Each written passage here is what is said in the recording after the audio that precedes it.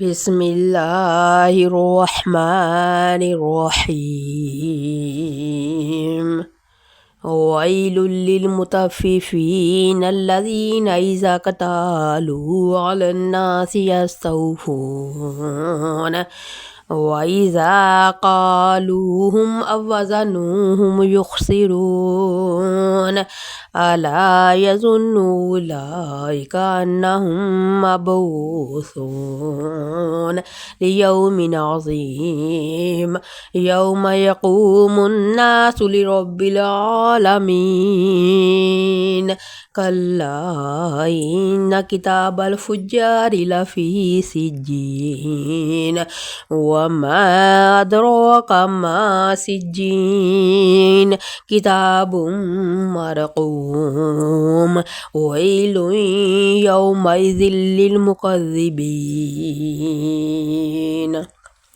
الذين يكذبون بيوم الدين وما يكذب به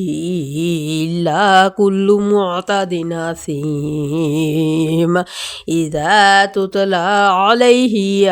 آياتنا قال أساطير الأولين كلا بل ران على قلوبهم ما كانوا يكسبون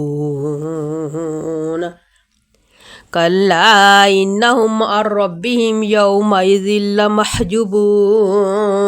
ثم إنهم لصال الجحيم ثم يقال هذا الذي كنتم به تكذبون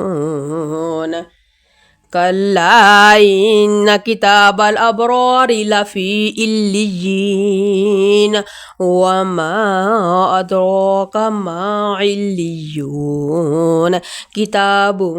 مرقوم يشهده المقربون إن الأبرار لفي نعيم على الأرائك ينظرون تعرف في وجوههم نضرة النعيم يسقون من رحيق مختوم ختامه مسك وفي ذلك فليتنافس المتنافسون ومزاجه من تسنيم عينا يشرب بها المقربون إن الذين أجرموا كانوا من الذين آمنوا يضحكون وإذا مروا بهم يتغامزون